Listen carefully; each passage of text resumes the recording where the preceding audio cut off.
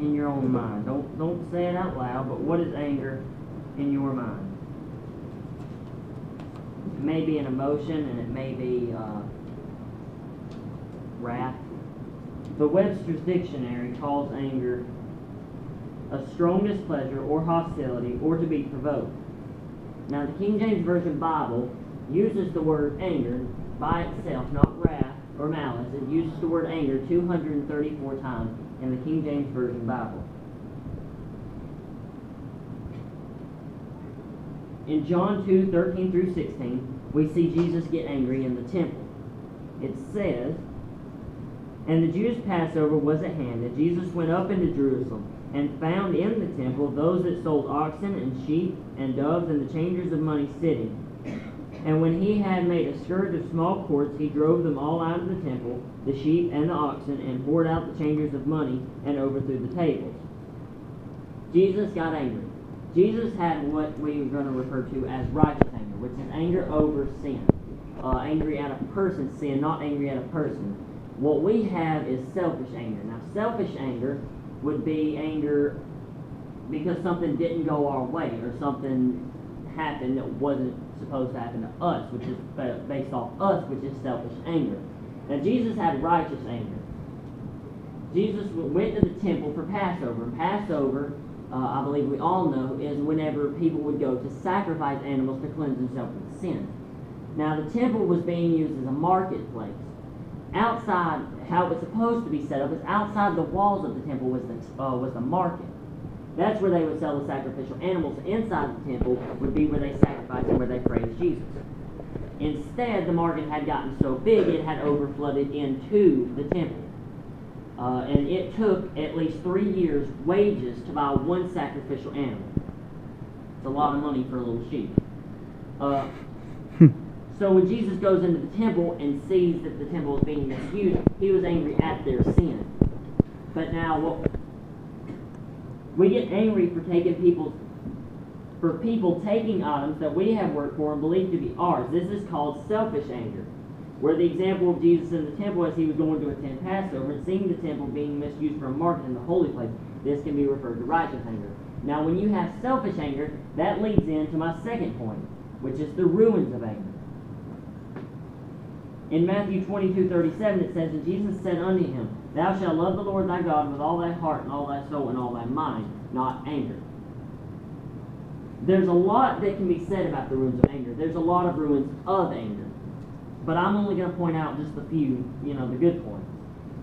Anger, in my opinion, is like a fire, which leads me to an example. Not too long ago at my house there was a big fire. So the night before this fire, me and my dad and a friend of mine came over. We built this really, really big bonfire. It might have been a little bit taller than I am. And we built this big bonfire and had a good night. The next day I go inside and my friend called me. He said, "Hey, can I come over?" I said, "Sure." So he comes over to the house and I saw him come out from where he lives, and I'm in the house and I look. So then I go back in my room to grab something, look out the window, and he's gone. I don't see where he went. He had walked around the house, so I go outside on the porch and walk around the house to see him. He said, "Hey, is your dad home?" I said, "No, why?" He said, "Because there's a big fire outside." I'm like, "That's odd. Why is there a fire outside?" He said, "I don't know." So we walked over to the woods, and there's this huge, just blaze of fire, and it is just consuming everything in its path. And I'm looking, and it's burning these small pine trees, and trees are falling, and stuff is just burning. It ended up burning a grand total of 3 acres of land. 2 of them was on my side of the field, and the other, it had jumped the field and burned another acre on that side. But let's use that as an example. The night before, I said I built a really, really big bonfire. It was a grand total, I think it might have been taller than me. Say, for example, whenever you get angry, you flare up into this really big fire, and you get angry, and you were just mad. But then you cool down, and it looks like everything's okay. There's not any flames, but there's still a little bit of heat.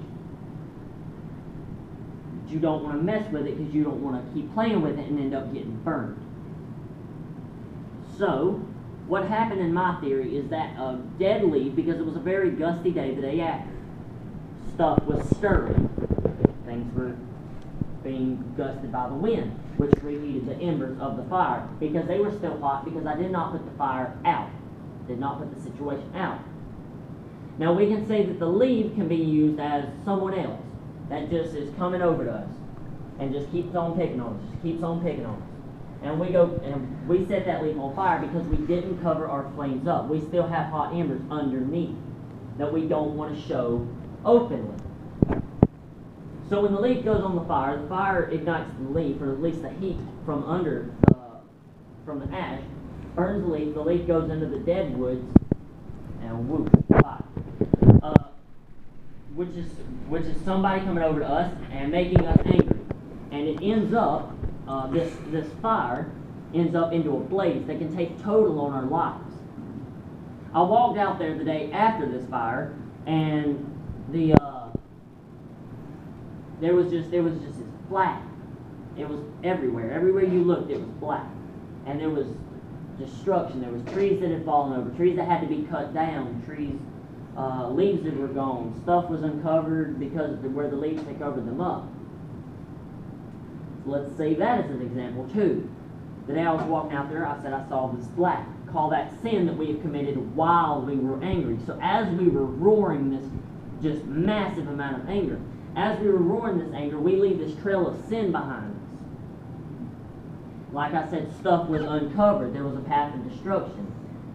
Stuff that probably didn't need to be uncovered was uncovered. We say things while we're angry that can cause more anger, that can cause the fire to get bigger. Mark Twain was an amazing writer, and he once said that anger itself is like an acid.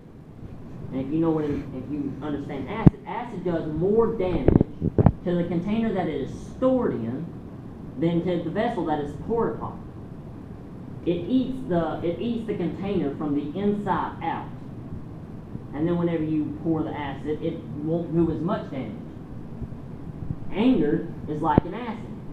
It eats us from the inside out. When that person just says that thing, you just think about it. You dwell on that for so long. And you just think about it.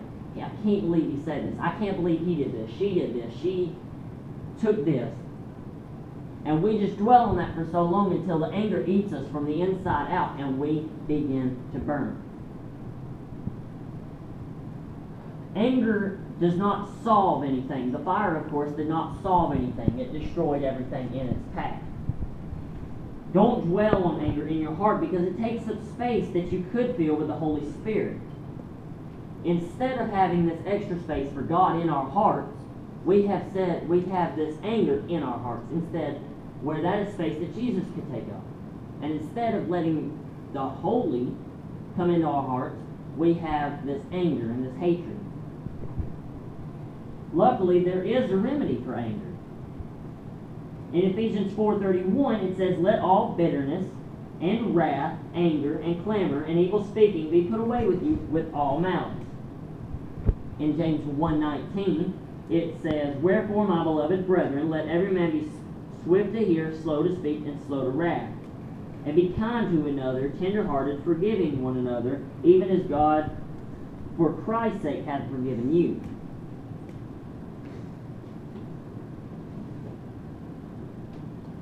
So we see in Ephesians 4:31 where it says put all the stuff away. Take the anger out. And also in James 1:19 where it says to be slow to wrath. And Jesus was pretty slow to wrath, if you ask me. Think about all throughout Genesis and Revelation, because people were being executed and tortured for believing in Jesus. And Jesus was pretty slow to wrath. Mad at their sins, of course, which is righteous anger. So, all throughout the Bible it talks about anger, but if you focus more on anger, you tend to get away the focus of God. I forgot to mention this. There was a situation where there was a situation that actually happened to me, where I got angry, and I dwelled on it, but it went down and I covered it up. And I dwelled on it for so long that it was an acid and it ate me from the inside out. And it ended up, I got so mad and I dwelled on it for so long that I went into my house and I grabbed a hatchet, maybe about the size of my hand. And I went outside and found this tree that might have been big enough for me to put my arms around. And with all the anger and the hatred that I had built up in my heart, that I had dwelled on, that had eaten me from the inside out, I started hitting the tree. And I just hit the tree with everything in me. Why did this happen to me? Why me? And I'm taking my anger out on this tree until the tree begins to fall. And while the tree's on the ground, I'm thinking to myself, why? How can that person have this much anger in their heart to do this? I cut the tree down, and the tree's never going to be able to be put back up. You also think about another example that a very brilliant lady told me once. Very, very brilliant lady, and I look up to her a lot. It's actually my English teacher. She gave me the example of nails in a piece of wood.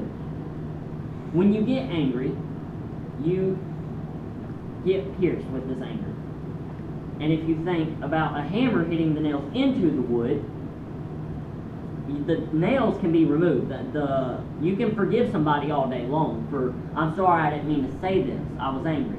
Or I'm sorry that I did this, I was angry. You can always take the nails out of the wood. There's always a hole that's going to be there though. There's always a hole that's going to be there. There's no way to fill that hole and make that wood structurally strong again, because you have now put a hole in the wood, and that can never be refilled. Just like anger, when you get mad, you say things and you put a hole in another person's heart. Anger leaves scars. In conclusion, all throughout the Bible, it talks about being slow to anger, and as the Bible instructs, to love and to focus on God, not as much on anger. I want to say this last point and then I'm done.